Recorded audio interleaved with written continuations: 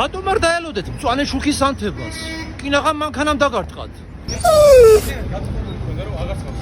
თქვენ როგორ ფიქრობთ, ძაღლისთვის უსაფრთხოა, როცა საგზაო წესებს არ იცავს? არა, მიპასუხეთ რა. ძალიან გქონდ. და სად გეჩქარებათ? სად მუშაობთ თქვენ? კმაყოფილი ხართ თქვენი სამსახურით? აჰა. მე კომედიანტი ვარ.